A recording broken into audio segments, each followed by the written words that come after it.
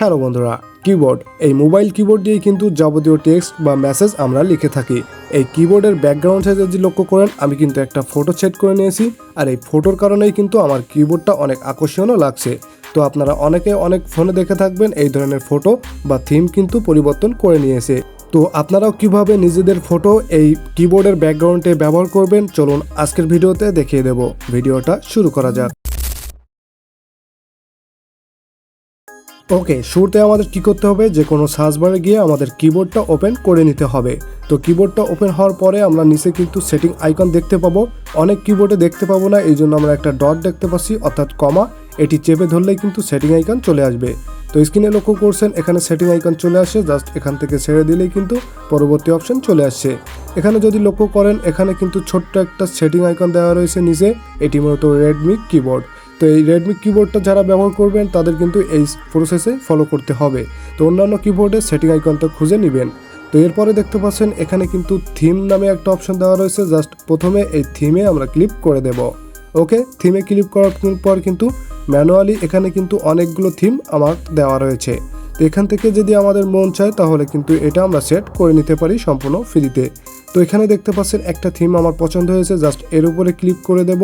তো এখান থেকে একটু লোড নিয়ে দেখতে পাচ্ছেন কিবোর্ডটা ওপেন হচ্ছে এবং নিচে দেখতে পাচ্ছেন সেট করুন নামে অপশন। জাস্ট কি করবেন, এই সেট করুনে ক্লিক করে দিবেন। এরপরে কয়েকটি অপশন রয়েছে, এখানে প্রথমে যে রয়েছে ডবল মোডে সেট করুন, জাস্ট প্রথমে অপশনটিতে ক্লিক করে দিবেন।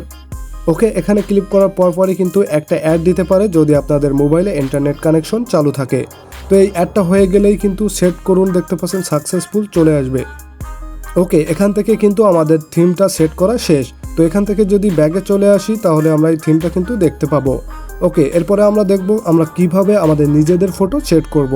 তো নিজেদের ফটো সেট করার জন্য উপরে প্রথমে আমরা দেখতে পাবো নিউ থিম, জাস্ট এখানে ক্লিক করতে হবে। এখানে ক্লিক করলে কি হবে, এখানে কিন্তু ম্যানুয়ালি আপনারা বিভিন্ন কালার দেখে টেক্সটের কালার, টেক্সটের ব্যাকগ্রাউন্ড কালার, এরপরে ইমোজি কালার সকল কিছু কিন্তু নিজে নিজে কাস্টমাইজ করে নিতে পারবেন। তো নিজেদের ফটো কিভাবে সেট করবেন। ওকে, নিজেদের ফটো সেট করার জন্য আমাদের কি করতে হবে, সিম্পলি আমরা প্রথমে যে নিউ থিম অপশন দেখেছিলাম এখানে ক্লিক করে দিলে পরবর্তী অপশন কিন্তু পেয়ে যাব। তো এখানে অনেকগুলো অপশন রয়েছে, এখান থেকে শুধু প্রথমে চলে আসব। প্রথমে এসে কিন্তু আমরা দেখতে পাবো ব্যাকগ্রাউন্ড ইমেজ। তো ব্যাকগ্রাউন্ড ইমেজের পাশে ছোট্ট গ্যালারি আইকন, জাস্ট এখানে ক্লিক করবেন। এরপরে কিন্তু গ্যালারি অপশন দেখতে পাচ্ছেন, জাস্ট এখানে ক্লিক করে দিবেন। এখানে ক্লিক করলে কি হবে, গ্যালারিটা ওপেন হয়ে যাবে। গ্যালারিটা ওপেন হলে যে কোনো একটা ফটো কিন্তু এখানে সেট করে দিবেন, দেখবেন কিবোর্ডের আকার নিয়ে নিচ্ছে। তো এরপরে উপরে কর্নারে যদি লক্ষ্য করেন গ্রুপ অপশন, জাস্ট গ্রুপে ক্লিক করতে হবে। তো এখানে ক্লিক করার সাথে সাথে দেখতে পাচ্ছেন এই ফটোটা কিন্তু আমার কিবোর্ডের ব্যাকগ্রাউন্ডে সেট হয়ে গেছে। কিন্তু এখানে যদি লক্ষ্য করেন অতটা উজ্জ্বল না। তো এখানে দেখতে পাচ্ছেন ব্রাইটনেস অপশন কম বেশ করলেই কিন্তু আমার ফটোটা উজ্জ্বল দেখাচ্ছে। তো এর পরবর্তী অপশনে দেখতে পাচ্ছেন ব্রাইটনেস রয়েছে, এটি ক্লিক করলে কিন্তু আমাদের কিবোর্ডটা কম বেশ হচ্ছে। তো এভাবেই মূলত কাস্টমাইজ করে কিন্তু আপনার ফটোটা বসিয়ে দিতে পারবেন। তো এর ভিতরে কিন্তু ঢুকলেই সব কিছু আপনি বুঝতে পারবেন, জাস্ট দেখে শুনে একটু করে নেবেন।